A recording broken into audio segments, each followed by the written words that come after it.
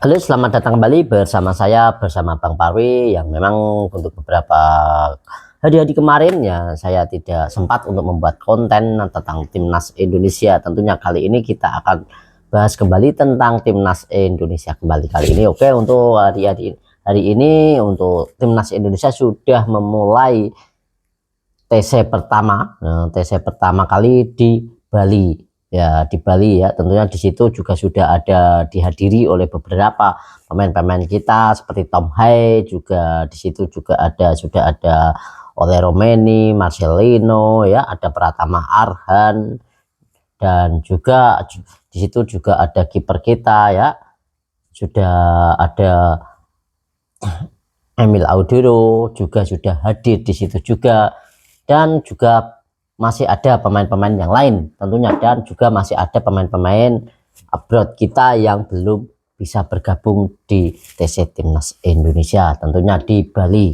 Nah, pada sore hari kemarin. Nah, oke. Bagi di sini kita akan membahas tentang timnas Indonesia, dan di sini yang menariknya di sini yaitu adalah ada salah satu pemain yang dipanggil oleh Patrick Kluivert ya, tentunya yang menghadiri, dan tentunya di sini ada pemain baru yang sudah lama tidak dipanggil oleh timnas Indonesia dan kembali lagi dipanggil, dan masih ada juga ada pemain baru juga ya, seperti yang kita ada Septian Bagaskara. Ini adalah tidak dipanggil oleh Patrick Kluivert karena apa? Di sini Septian Bagaskara di sini mengalami cedera tentunya. Jadi ia terpaksa tidak dipanggil dan harus digantikan salah satu pemain dari Liga Indonesia ya, tentunya yaitu dari Persib Bandung sebagai juara tentunya. Oke, kali ini yaitu adalah di sini ada salah satu pemain dari Persib Bandung yang dipanggil oleh Patrick Kluivert, yaitu adalah Beckham Putra. Nah, di sini Beckham Putra ini dipanggil oleh Patrick Kluivert dalam sesi latihan perdana di TC Timnas Indonesia. Nah, seperti itu untuk menggantikan tadi ya Septian Bagaskara. Nah, jadi seperti itu, dan ini sekitar sudah ada 23 pemain yang sudah melakukan TC, yang ikut TC di Bali pada kemarin. Nah, di TC pertama. Nah, jadi seperti itu ya. Dan di sini ada menariknya, yaitu ada salah satu pemain yang sudah lama tidak dipanggil oleh timnas Indonesia, yang dulu juga sudah dipanggil sejak dari era Coach Sintayong, dan ini baru dipanggil kembali, yaitu adalah Stefano Lillipali. Nah, kita juga melihat pada TC kemarin ini Stefano Lillipali ini ikut dan berada di TC. Nah, ini juga sudah sekian lama memang tidak dipanggil oleh timnas Indonesia. Semoga untuk Stefano Lillipali ini sendiri nanti bisa menunjukkan performa yang baik di pertandingan yang akan datang, karena memang pertandingan ini sangat-sangat menentukan sekali, sangat-sangat krusial sekali ya saat melawan Cina ini sebelum menghadapi Jepang tentunya ya. Nah, di sini di kelanjutan di kualifikasi Piala Dunia 2026, semoga Indonesia memang mendapatkan hasil yang positif, mendapatkan hasil yang baik di dua laga pertandingan ini, dan kita memang harus mau tidak mau memang untuk melawan Cina ini memang kita harus meroleh kemenangan di laga ini, di laga kandang kita sendiri ini kita harus memperoleh kemenangan kalau memang harus bisa agar bisa lolos ke fase berikutnya, ke round keempat. Dan juga kita juga dengan berdoa juga untuk tim-tim yang lain, seperti satu grup dari kita itu juga tidak memperoleh hasil yang terbaik. Nah, seperti itu ya. Dan kemudian di sini untuk timnas Indonesia memang dua laga ini memang harus memperoleh nilai penuh, setidaknya dengan melawan Jepang kita bisa menahan imbang Jepang, walaupun memang kita tahu Jepang ini sangat berat, dan memang di atas kertas kita bukan lawan Jepang, tapi mau tidak mau ya harus kita hadapi, dan kita harus bisa memperoleh poin. Nah, jadi seperti itu.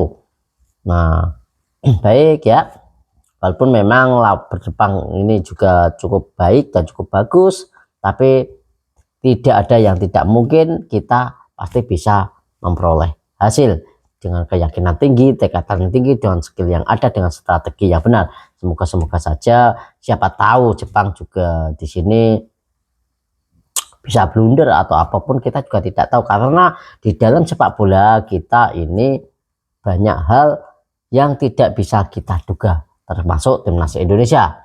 Nah, seperti yang kita ketahui ya, kita dulu juga mengidam-idamkan, juga memprediksi bahwa kita akan menang mudah dengan Cina, tapi kenyataannya pil pahitlah yang kita telan. Nah, jadi ini ada sebuah cambukan dan kita tidak boleh berjumawa. Tentunya kita hadapi dengan lawan-lawan kita dengan serius, dan tentunya juga faktor keberuntungan itu juga semoga beserta dalam timnas Indonesia tentunya, dan memberikan semoga juga tidak ada pemain-pemain yang cedera, tidak ada pemain-pemain yang terkendala tentunya, seperti karena juga Savindik juga sudah oke, dan juga ini juga banyaklah pemainnya. Tom Hai juga sudah on fire, semuanya juga oke. Semoga nanti kita bisa menang. Jadi informasi ini oke, itu yang bisa saya bagikan. Dan juga untuk di timnas Indonesia U17 ya, yang akan menghadapi Piala Dunia U17 tentunya di Qatar mendatang. Nah, ini kita satu grup dengan Zambia, dengan Honduras dan juga Zambia, serta tim yang sangat kuat juga yaitu adalah dengan Brasil. Kita akan menghadapi Brasil juga di fase grup di Piala Dunia 2025 ini. Nah, tentunya, dan tentunya ini kita tidak bisa anggap sepele, karena Brasil juga terkenal sebagai pemain-pemain yang bagus, dan juga untuk Honduras dan juga Zambia ini sendiri juga mengandalkan skill. Ya, mereka bermain dengan mengandalkan skill, dan kita memang harus berhati-hati dengan skill kita. Untuk pemain-pemain kita, anak-anak kita U17 ini jangan sampai terlena, dan kita memang harus benar-benar fokus 90 menit, bahkan tidak 90 menit, kita harus benar-benar fokus setidaknya 100 menit lebih, harus benar-benar fokus sebelum peluit dibunyikan tentunya. Dan semoga Indonesia ini bisa lolos grup mendatang, karena memang untuk Piala Dunia U17 ini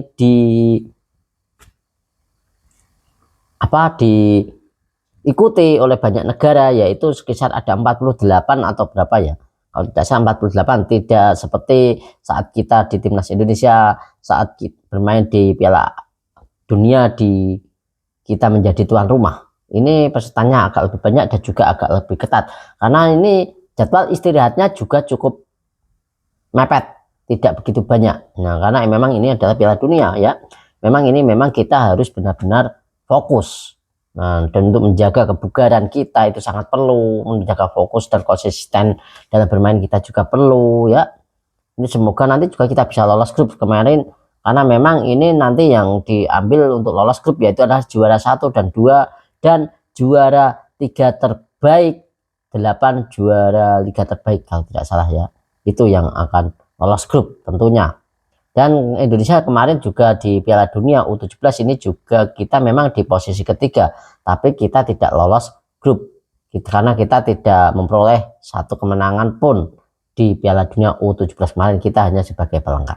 Semoga di tahun ini kita timnas Indonesia tidak hanya sebagai pelengkap, tapi kita juga menjadi kuda hitam dan membuat kejutan dalam Piala Dunia U17 ini ya, karena memang dalam beberapa dekade ini Indonesia ini di U17 sendiri ini sangat sulit sekali untuk masuk ke Piala Dunia ya, dan baru tahun ini timnas Indonesia lolos Piala Dunia melalui fase dari kualifikasi, tidak jalur dari tuan rumah. Ini cukup luar biasa ya untuk pelatih kita Coach Nova Arianto. Terima kasih untuk Coach Nova Arianto, semoga ini nanti bisa bersaing untuk timnas Indonesia yang U17. Oke, dan akhir kata dari saya, selamat untuk teman-teman semuanya ya, dan semoga timnas Indonesia selalu jaya dan selalu jaya. Cheers.